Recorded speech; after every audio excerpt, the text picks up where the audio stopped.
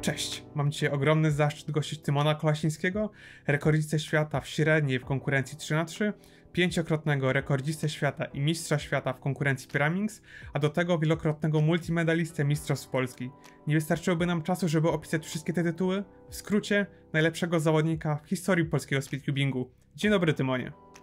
Dzień dobry. Podczas zawodów QBRC w Lubartowie dokonałeś czegoś niesamowitego. Ustanowiłeś nowy rekord średniej w konkurencji 3×3. Czy emocje, którym dałeś upust po zakończeniu ostatniego ułożenia już opadły? Czy jeszcze odczuwasz taką satysfakcję, że w końcu po tylu próbach ci się udało? No wiadomo, satysfakcja będzie już chyba do końca życia z tego wyniku oraz z pozostałych dwóch wyników na tych zawodach, no bo to ogólnie były najlepsze zawody w moim życiu.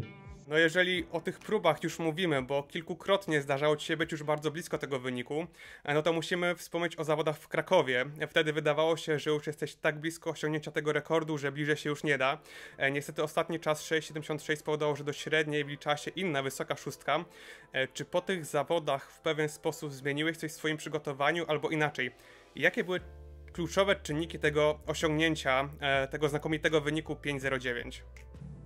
No myślę, że to była jedna rzecz, właśnie ten wynik w Krakowie, ale jeszcze do tego po zawodach w Krakowie były zawody Red Bulla, na których wygrywałem z Maxem Parkiem w finale 2-0, a format to było 1-3 wygranych, po czym Max wygrał ze mną 3-2.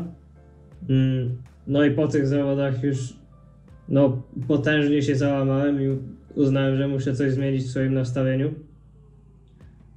No więc po prostu na tych zawodach w Lubartowie starałem się mieć jak najwięcej zabawy z tego układania, no i to zadziałało. No właśnie a propos Maxa Parka, na początku listopada byliśmy świadkami spektaklu w jego wykonaniu. 2 rekordy średniej podczas jednych zawodów. Czy ty no to pamiętasz było w ten sam dzień co zawody w Krakowie. No właśnie, czy to dokładnie pamiętasz ten moment, kiedy to się wydarzyło i co wtedy pomyślałeś? Bo nie wiem, czy pamiętasz naszą rozmowę na Mistrzostwach Polski i przewidywań odnośnie wyników Maxa po powrocie do stacjonarnych zawodów. No po jego pierwszym rekordzie to nie pomyślałem za wiele o tym, no bo to była poprawa tylko 1/100. Ale po drugim rekordzie nie pamiętam do końca co myślałem, ale na pewno nie byłem z tego zadowolony. Ponieważ ta poprawa była duża i już wiedziałem, że teraz będzie mi ciężko to pobić. A jakie myśli ci się jeszcze z tyłu głowy rodziły? Myślałeś, że jesteś w stanie to w ogóle kiedykolwiek pobić, po tym odpaleniu Maxa Parka? Myślałeś, że to jeszcze nastąpi w tym roku? Nie myślałem, że to nastąpi w tym roku, ale wiedziałem, że szans na pobicie rekordu świata jeszcze będzie dużo. Mhm. No to powiedzmy sobie szczerze, w historii polskiego speedcubingu nie było jeszcze takiego zawodnika jak ty. Swoją oficjalną karierę speedcubera rozpocząłeś na warszawskiej lidze speedcubingu w 2016 roku. Dla przypomnienia, twój wynik średniej w trójce wynosił wtedy 27,52. 5 lat później osiągasz rekord świata w tej konkurencji, a na Mistrzostwach Polski sięgasz po 7 złotych krążków, deklasując przy tym rywali. Jakie są składniki sukcesu Tymona Kolasińskiego? Szczerze mówiąc, nie mam pojęcia. Możemy tutaj mówić o niewiarygodnej liczbie godzin poświęconych na trening, jakiemuś... to na pewno jest jedna rzecz, ale wiem też na pewno, że Max Park trenuje więcej ode mnie. Więc jeszcze jest to jakiś składnik, który jest mi nieznany po prostu. Wydaje ci się, że masz pewnego rodzaju predyspozycje, które pod względem treningu jeszcze bardziej się uwydaczniły? Możliwe, że mam,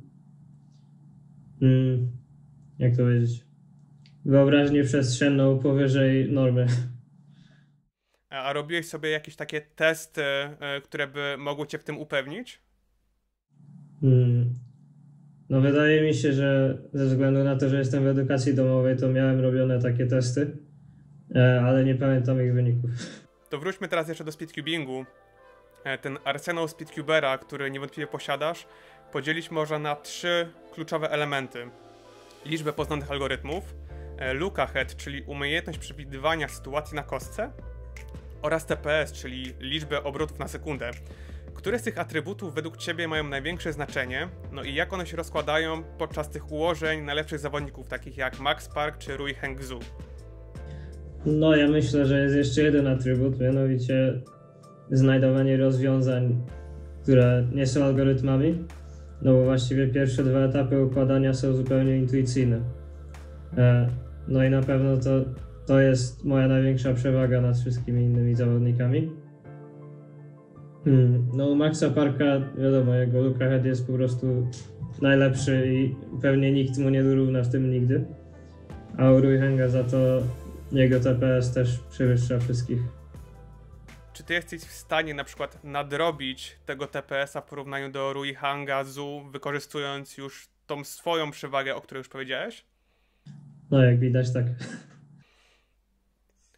To pozostając w temacie tego trójpodziału speedcuberskiego, a dokładnie skupiając się na liczbie tych poznanych algorytmów, to mam dla Ciebie pytanie prosto od prezesa Polskiego Stowarzyszenia Speedcubingu Adama Polkowskiego, a dotyczy one ZBL-i. Dla tych, którzy nie wiedzą, to technika układania ostatniej warstwy i polega na jednoczesnym orientowaniu narożników ostatniej warstwy i permutowaniu przy tym wszystkich pozostałych elementów. Ile znasz tych algorytmów i jaką przyjąłeś strategię przy ich nauce? Może sobie podzieliłeś się w jakiś specjalny sposób? No dzielę je na grupy zazwyczaj 12, no to zależy od tego, jakie to są przypadki, ale w większości przypadków to jest 12, więc uczyłem się po 12 algorytmów, no 12 na przykład w jeden tydzień i później ćwiczyłem te 12 algorytmów, jak już uznałem, że mam je dobrze wyćwiczone, no to uczyłem się kolejnych i w tej chwili znam ich około 310, coś takiego. To ciekawi mnie jeszcze inny etap układania, czyli preinspekcja. Czego ty szukasz podczas tych cennych kilkunastu sekund? Na co zwracasz uwagę i do jakiego etapu dochodzisz w głowie podczas właśnie tych magicznych sekund? No szczerze nie wiem, czego ja szukam, po prostu coś znajduję zawsze. No w sumie nie zawsze, ale zazwyczaj. No i jak układam dobrze, jestem dobrze skupiony, to dochodzę do drugiej, trzeciej pary w inspekcji. A masz może wiedzę, jak to wygląda właśnie u tych innych topowych zawodników? No u Maxa Parka nie wiem i u Rui Henga podejrzewam, że on przewiduje pierwszą parę. To jeszcze jeden z aspektów, który tak naprawdę może jest twoim znakiem rozpoznawczym, to są pseudosloty. Czy możesz rozwinąć tą myśl, co to w ogóle jest i co się kryje pod tym pojęciem? No normalnie jak układa się pierwsze dwie warstwy, to robi się to slotami, czyli parami dwóch elementów. Jest to narożnik i krawędź. No i z grubsza pseudosloty to są po prostu alternatywne pary narożników i krawędzi, które można uzyskać robiąc tak zwane setupy. Czy to jest już bardzo rozbudowana baza tych możliwych sytuacji, czy tak naprawdę jesteś jedną z nielicznych osób, która tak naprawdę sama to odkrywa? No myślę w sumie, że tam nie ma wiele do odkrycia, jest to po prostu coś, jeszcze trzeba ćwiczyć dużo. To przejdźmy teraz do tej rywalizacji z najlepszymi zawodnikami na świecie. No dla Ciebie to już taki chleb powszedni, nazwiska Felix Zemdex, Rui Hengzhu, Max Park czy Leo Borromeo. Startujesz m.in. w Monkey League, czy mistrzostwach właśnie organizowanych przez Red Bulla. Akurat tegoroczna edycja Red Bull Rubik's Cube World Cup odbyła się w formie online. No i właśnie o tej formie online bym chciał z Tobą porozmawiać. Jak wpływa na Ciebie ta forma zawodów? Czy czujesz większy komfort, czy jednak atmosfera zawodów zwiększa adrenalinę podczas Twoich ułożeń? No myślę, że to zależy od zawodów. Na pewno w Monkey League nie czułem aż takiej presji, a w Red Bullu o wiele bardziej. Myślę, że przez krótszy format. No chyba bardziej wpływa na mnie to, ile robimy ułożeń, a nie to, jakie to są zawody. Masz taki swój rytuał przed ułożeniem, zakładasz słuchawki, one są dość potężne, często są to jeszcze podwójne słuchawki, bo jeszcze zakładasz dodatkową ochronę douszną. Powiedz mi, przed tym czy ty się odcinasz, ten hałas wpływa na ciebie tak mocno, że ty nie jesteś w stanie się skupić podczas ułożenia? No myślę, że jest po prostu łatwiej mi się skupić, jak odcinam trochę dźwięku. Mhm. A czy to odcinanie dźwięku jest u ciebie już od początku, czy dopiero w pewnym etapie twojej kariery speedcuberskiej zauważyłeś, że to ci pomaga?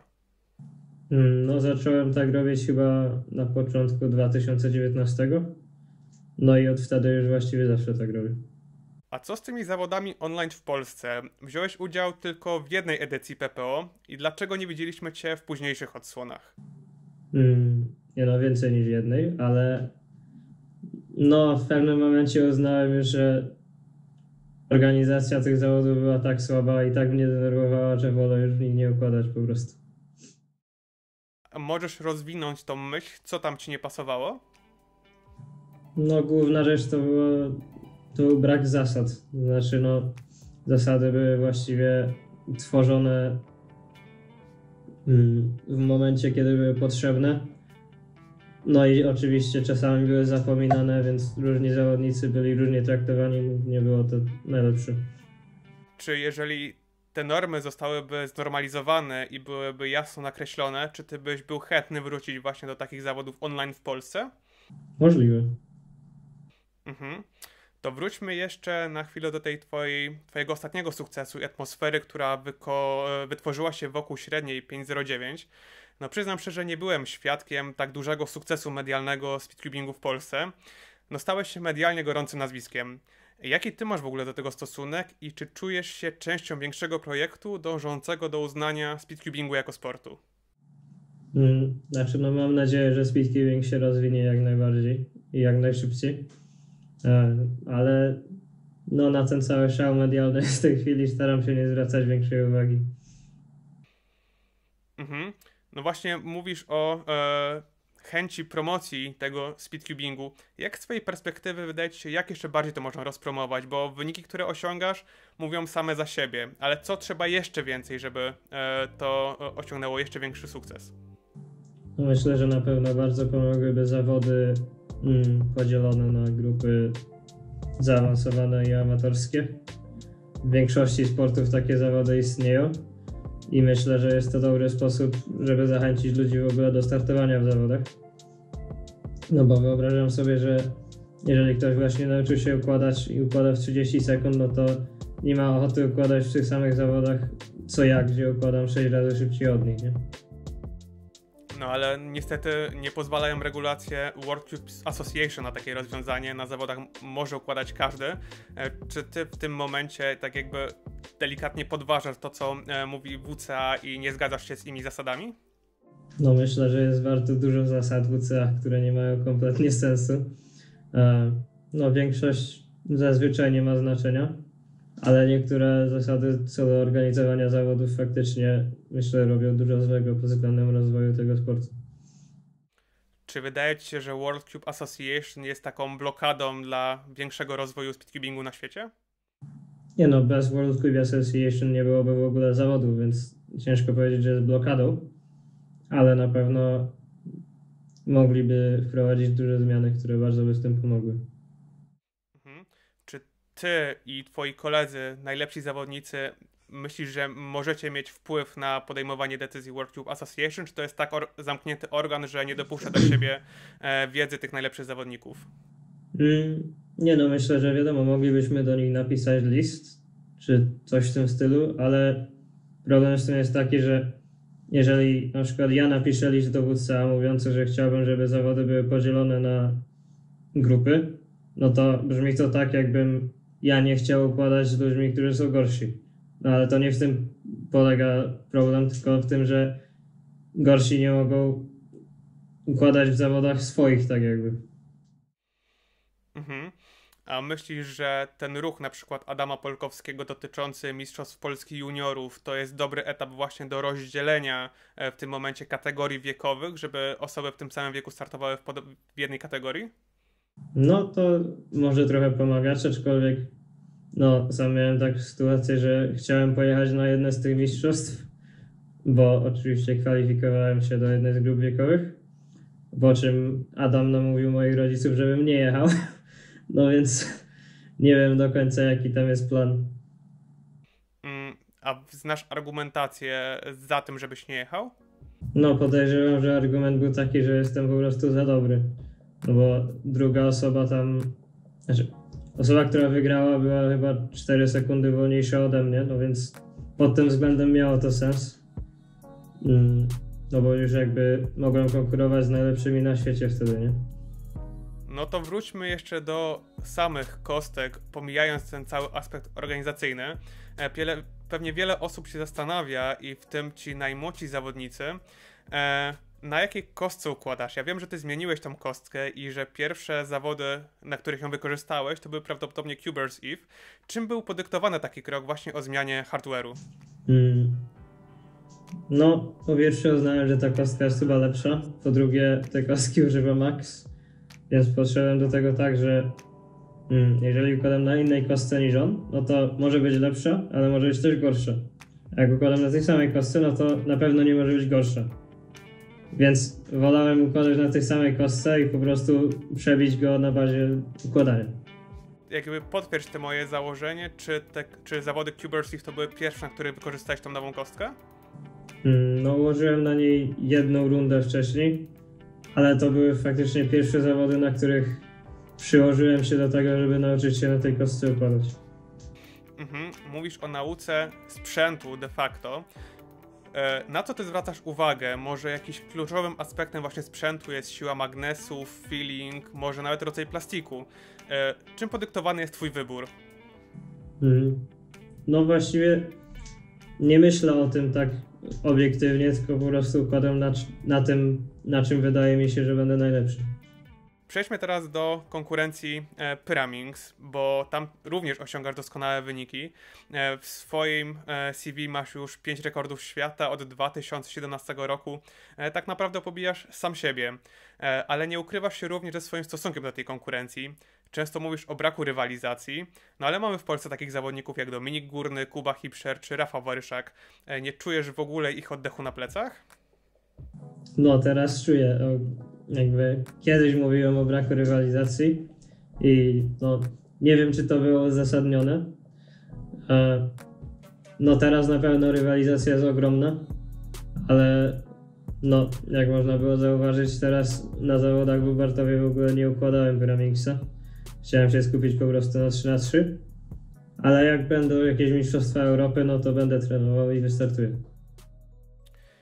To cofnijmy się do tego 2017 roku. To właśnie dzięki Pyramixowi zaczął dostrzegać cię świat. Prześledziłem forum Speedsolving i posty zaraz po tym rekordzie 2.02. No nikt cię wtedy nie znał, nikt nie wiedział, jakiej metody używasz, pojawiłeś się znikąd. No to porozmawiamy właśnie o tej metodzie, czy metodach, których używałeś, albo nadal używasz. Mówiło się także o takowej, którą sam wymyśliłeś. No wtedy jeszcze jej nie wymyśliłem. No ale używałem metod z grupy Top First i tych samych metod używał poprzedni rekordzista świata, ale już w tym czasie większość ludzi uważało, że metody V First są lepsze. No i mniej więcej rok po tym pierwszym moim rekordzie, no już układałem obiema? Nie wiem jak to powiedzieć, ale obiema grupami metod. No i myślę, że to jest najlepsza metoda, żeby po prostu układać wszystkim tak jakby. No i tyle. Czy emocje porównywalne z rekordem w średniej 3x3 możesz porównać do tego swojego pierwszego rekordu świata? No, były w miarę podobne, aczkolwiek rekord 3x3 zawsze jest bardziej satysfakcjonujący niż w Pyramixie. No właśnie, te wszystkie sukcesy w konkurencji Pyraminx doprowadziły cię w 2019 roku do Melbourne na Mistrzostwa Świata, na których wywalczyłeś swój pierwszy tytuł mistrza właśnie w konkurencji Pyraminx. Jak na razie jest to jedyne osiągnięcie tej rangi w twojej kolekcji, ale ścigałeś się tam z Dominikiem Górnym. Jak wspominasz tamtą rywalizację? No i muszę dopytać, czy zetknąłeś się z ekipą realizacyjną dokumentu Speedcuberzy? No, zetknąłem się z nimi kilka razy. Byłem tam nawet wywiad chyba, no ale oni nie użyli większości materiału, który mieli, no więc tam się nie znalazłem za bardzo w filmie. No, rywalizacja na tych zawodach w sumie w Pyramixie, no nie myślałem o niej za bardzo, bo byłem wtedy bardzo pewien, że wygram bez większego problemu. No i w sumie tak się stało. Pierwszą rundę wygrałem w taki sposób, że chyba mój najgorszy singiel był lepszy niż druga średnia. Czy coś w tym stylu. No a finał wygrałem o prawie pół sekundy. To Pyraminxa zostawmy na chwilkę i przejdźmy do tego dokumentu, o którym powiedziałeś. Czy ty go w ogóle widziałeś i jak go Widziałem oceniasz? 2 razy. A jak go oceniasz? Właśnie z perspektywy zawodnika, speedcubera, osoby, która była na tych zawodach, która zna osobiście i Felixa, i Maxa, no i jakby dostrzega tą korelację między tymi zawodnikami. No myślę, że warto zauważyć, że ten film właściwie nie był o tych zawodach, tylko o Maxie i Felixie. No i pod względem opisywania ich relacji był bardzo fajny i bardzo dobrze się go oglądało. Mhm. Myślisz, że będzie kontynuacja tego dokumentu z tobą w roli głównej? No nie wiem, no chyba główna osoba zajmująca się tym filmem już w ogóle nie zajmuje się układaniem, więc to może być problematyczne. Mówimy tutaj pewnie o Chrisie Olsonie. Tak jest. Pisałem z nim, on się teraz przeniósł na sferę techniczną, no ale kto wie, czy Sayo the King nie powróci. Zobaczymy, życzmy mu tego. No.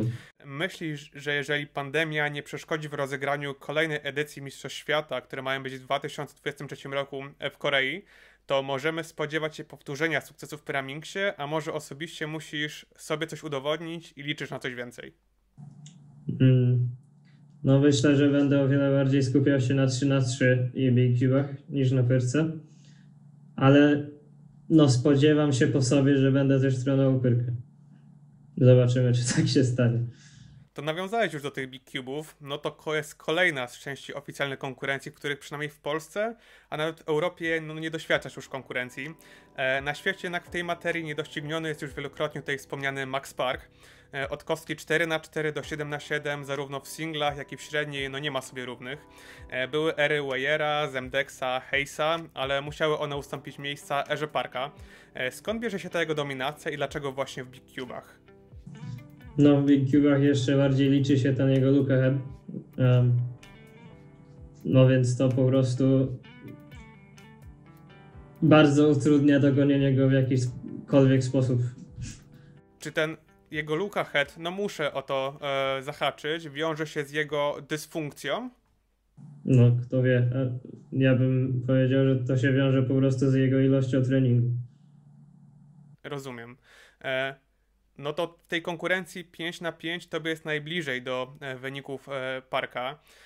Twój rezultat średniej wynoszący 39,79 wykręcony w tegorocznym czempionacie jest zaledwie o 30 gorszy od tego rekordu świata. W czym ty dopatrujesz się przewagi Parka? Może kluczem jest ten często pomijany aspekt wieku, albo rozpoczęcie speedcubingowej kariery?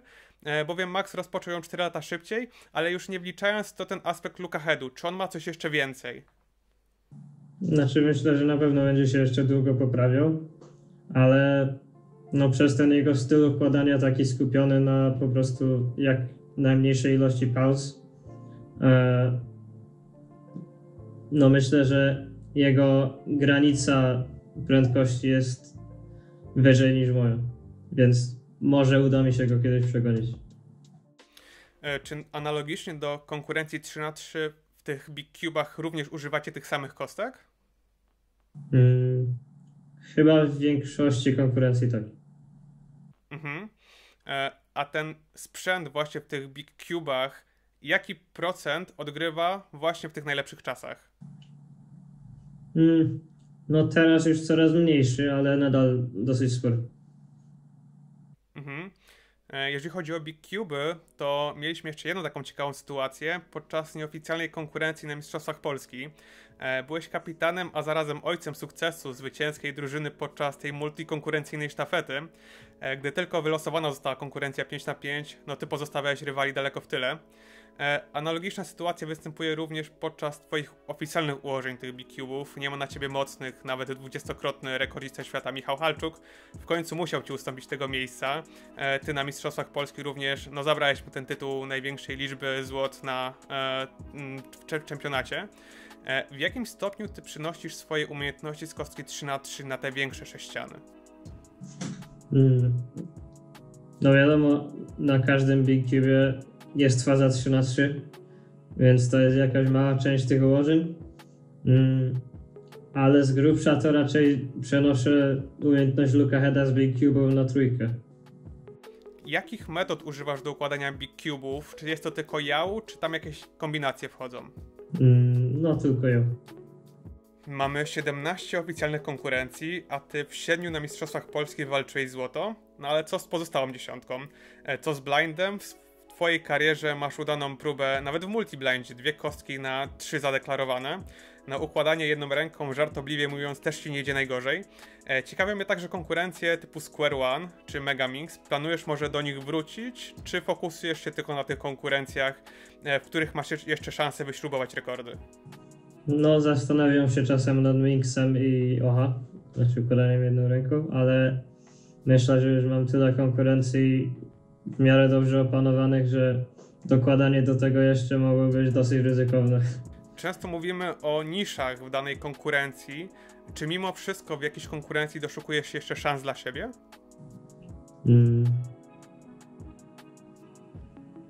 No, myślę, że największe szanse mam w 3x3 po prostu z powodu tej inspekcji.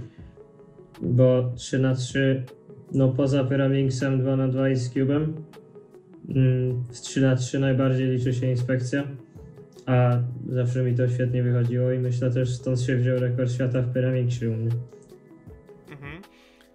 W jednym z wywiadów wspominałeś coś o Square'ze. Miałeś taki etap w swoim życiu, że ten Square cię pociągał? No tak, znaczy zrobiłem podium na Mistrzostwach Polski w 2018 w Square'ze, aczkolwiek no w pewnym momencie dotarło do mnie, że ta konkurencja głównie składa się po prostu z uczenia się algorytmów i później wykonywania ich szybko, no co już nie interesowało mnie tak bardzo. O, czyli jakby doszliśmy do ciekawego aspektu, czyli kombinowania takiej trochę artystycznej duszy, bo ty jednak na każdym scramblu musisz wykonać coś innego w kostce 3x3. Czy może rodzi się w tobie dusza artysty podczas układania kostki Rubika? No można tak powiedzieć. Te swoje wyniki kapitalne publikujesz na YouTubie. W obecnej chwili masz już prawie 20 000 subskrypcji. Czym samym udowadniając, że content oparty czysto o ułożenia i znakomite wyniki, no może przebić się do szerokiego grona. Jak to skomentujesz, że jest takie duże zainteresowanie tym twoim kanałem? Znaczy no myślę, że to już było dawno widać po Felixie Zamdeksie. Znaczy on ma chyba 300 000 subskrypcji? No pewnie więcej, nie pamiętam. No więc chyba niewiele jest to do powiedzenia. Czy może planujesz rozszerzenie tego kontentu o jakieś inne ciekawe materiały, może jakieś poradniki spod ręki Tymona Kolasińskiego? No kiedyś myślałem o tym i próbowałem, ale po prostu nie jestem w tym dobry i nie wychodzi mi to. A czy zdarzyło ci się w twoim życiu, w mediach społecznościowych, że osoby, które pierwszy raz cię spotkały, nie wiedziały, że pochodzisz z Polski, bo zdarzyło mi się tak, że właśnie Tymon Kolasiński, czy to jest Polak? No twój kanał prowadzisz w języku angielskim i też logotypy sponsorów, które widnieją na twoim ubiorze, no często są po prostu logotypami firm zagranicznych. Zdarzyło ci się to może? No chyba nie, aczkolwiek dużo ludzi narzekało, że prowadzę kanał po angielsku. Zwłaszcza na początku, no ale teraz mam na tyle międzynarodową widownię, że to już się nie zdarza. To może, jeżeli nie poradniki, to jakiegoś rodzaju vlogi z samych zawodów, albo twoje przemyślenia na temat pewnych rozwiązań, może nawet tego, co się dzieje w World Club Association. Może. Zobaczymy. Utrzymywanie tego wysokiego poziomu sportowego, no nie mogłoby się odbyć bez sponsorów. Liczba firm, które cię wspierają, ciągle się rozrasta. Czy ty musisz się jeszcze o nich zabiegać w jakikolwiek sposób, czy już sami się do ciebie zgłaszają? No po rekordzie świata zaczęli zgłaszać się sami, ale wcześniej to ja musiałem się zabiegać raczej. Czy możemy rzucić jakąś liczbę firm zainteresowanych sponsorowaniem po tym twoim osiągnięciu? No 3-4. To są jakieś międzynarodowe marki? Nie no, są to po prostu producenci kostek. No można powiedzieć, że są międzynarodowi, ale ograniczeni do układania tylko. No teraz na swoim koncie masz Rubiksa, Cubicle. czy możemy rzucić jakieś kwoty, które ty od nich dostajesz, albo inaczej, czy po rekordzie świata, który wykręciłeś, tobie należała się jakaś dodatkowa garza? No to zostawię dla siebie. Ale czy możesz potwierdzić, czy coś takiego miało miejsce? Nie miało. Życie prywatne, a poświęcanie czasu na trening często idzie w sobą w parze. Jak ty godzisz te dwie sfery swojego życia? Czy twój cykl treningowy skupia się wyłącznie na treningu z kostką, czy może uaktywniasz jeszcze jakieś inne części swojego ciała, na przykład trenując na siłowni? No, gram w tenisa z tatą. To jest mój główny sport, który uprawiam. Na pewno ułatwia mi życie bardzo to, że jestem w nauczaniu domowym, więc nie muszę poświęcać tyle czasu w szkole. No więc właściwie nie miałem nigdy z tym większego problemu, żeby to pogodzić. A czy w tej twojej karierze zdarzyły się jakieś przestoje w cyklach treningowych, na przykład związane z kontuzją albo z jakimiś innymi zobowiązaniami? No pamiętam, że w 2018 przestałem układać na kawałek czasu jakiś, ale nie było to jakoś bardzo długo i szybko do tego wróciłem. Zdradzisz powód takiej przerwy?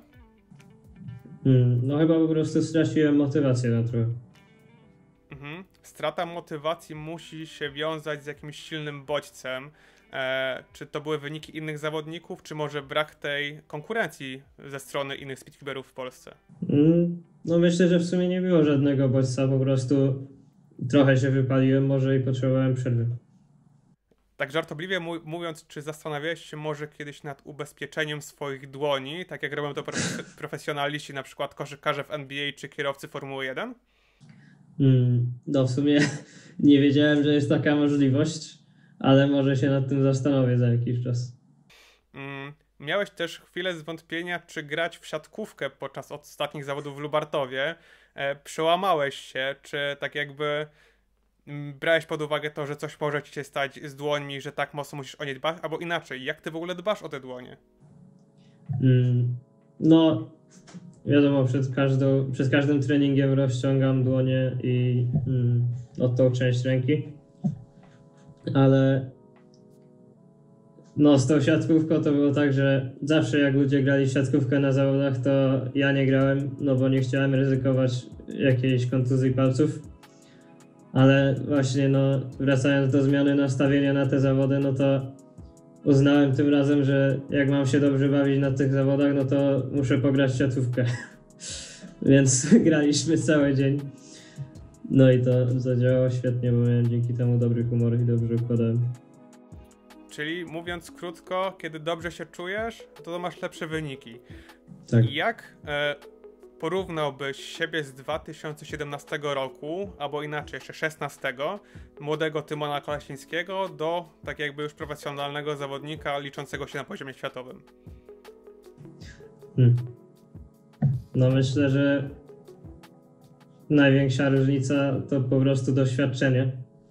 No ale też wiadomo, wtedy byłem skupiony tylko na Pyrawingsie, teraz jestem skupiony na, no już, ile to jest konkurencji? 6 konkurencjach? No więc to tyle. Czy pewnego rodzaju dojrzałość emocjonalna też w tobie wykiełkowała? Na pewno. Jaki kierunek obierzesz na przyszłość? Przed tobą matura. Z tego co wiem, to jeszcze się zastanawiasz, czy do niej podejść.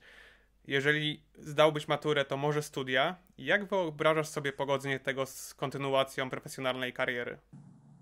No, na razie wygląda na to, że będę się zajmował po prostu kostką przez najbliższe kilka lat.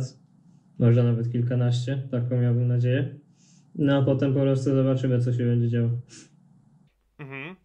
Czy oprócz speedcubingu, już nawiązać do tenisa, masz jeszcze inne sfery życia, które pochłaniają ci dużo czasu, albo w których w jakikolwiek sposób kierujesz swoje zainteresowanie? No nie bardzo. Kiedyś biegałeś, kontynuujesz to jeszcze, czy już nie? Nie. Speedcubing ma to do siebie, że tak naprawdę no, nie istnieje na przykład ta bariera wieku, o której już powiedzieliśmy. Wszystko zależy w kwestii zaangażowania zawodnika, której ci niewątpliwie nie brakuje. No moje, że jedynym ograniczeniem są bolące stawy, ale to oczywiście żartobliwie. za te 5-10 lat widzisz się wyłącznie w roli zawodnika, czy może jakaś kariera trenerska przed tobą stoi otwartymi drzwiami? No to pewnie będzie dużo zależało od tego, jak rozwinie się w tym czasie speedcubing. Ale myślę, że póki będę mógł, to będę starał się być tylko zawodnikiem. Dla wielu młodych adeptów sztuki speedcubingu jesteś stawiany za wzór. Czy ty chciałbyś coś powiedzieć tym młodym adeptom, jaki kierunek mają obrać, czy mają się nie zrażać, ile czasu mają poświęcić na trening, czy w ogóle mają czerpać z tego przyjemność, tak jak ty powiedziałeś, teraz zaczynasz czerpać z tego przyjemność i osiągasz lepsze wyniki. Czy możesz ich w jakiś sposób nakierunkować na tą drogę, poprawną drogę w speedcubingu? No myślę, że najważniejsze jest to, żeby mieć z tego przyjemność, bo jak nie czerpie się przyjemności z układania, no to nie ma to właściwie sensu. Czy kierunki pod tytułem LBL, Friedrich, czy ty masz jakąś taką utartą drogę, po której ty dążyłeś i czy może zauważyłeś jakieś swoje błędy w tej drodze, które po prostu inni mogą ich nie powielać? No na razie ciężko powiedzieć, bo nie ma wielu porównań do innych zawodników, ale myślę, że u mnie świetnie zadziałało to, że bardzo wcześnie nauczyłem się Friedricha, czy no Swopa, tak jak po angielsku się mówi. Ale powiedz mi, ty od początku na przykład uczyłeś się uproszczonych ALL i potem przechodziłeś przez PLL, też przechodziłeś przez te wszystkie etapy? Czy może coś skipowałeś, do czegoś dochodziłeś sam? Czy u ciebie ten etap wyglądał inaczej niż u standardowego speedcubera? No z tego co pamiętam, to nauczyłem się uproszczonego ALL-a, a do PLL podeszłem tak, że nauczyłem się wszystkich w jeden tydzień, więc jakby no nie upraszczałem ich w ogóle, tylko po prostu nauczyłem się wszystkich od razu. Czy ty preferujesz F2L-a intuicyjnego, czy jednak opartego na algorytmach? Myślę, że można zacząć z algorytmami, ale później to samo się przekształci w intuicję. No to trochę pospekulujmy. Przyszły rok będzie stał pod znakiem zawodów kontynentalnych. W 2023 roku mamy Worlds w Korei. W jakich konkurencjach dopatrujesz się największych zmian? Czy możemy spodziewać się wyników średniej na 3x3 poniżej tej bariery magicznych 5 sekund? No myślę, że rekord świata spadnie poniżej 5 sekund w przyszłym roku. No bardzo bym się zdziwił, jeżeli to się nie stanie. Pod względem samych mistrzostw, no to format średniej z 5 sprawia, że są niestety bardzo losowe, więc ciężko w ogóle przewidzieć, kto może się znaleźć nawet na podium. Myślę, że Pyraminx będzie największą zmianą z tych moich konkurencji, pod względem tego, kto tam się znajdzie wokół mnie. Albo w ogóle ja się tam mogę nie znaleźć nawet na podium, nie? Tymonie, bardzo dziękuję ci za tą rozmowę. Jeszcze raz gratuluję tego sukcesu w średniej konkurencji 3x3. No mam nadzieję, że przyszły rok będzie dla ciebie równie owocny. No i mam nadzieję, że zobaczymy się na kolejnych zawodach stacjonarnych, tak jak to miało miejsce w Lubartowie. Dzięki też za tę rozmowę i dzięki za nagranie mojego rekordu.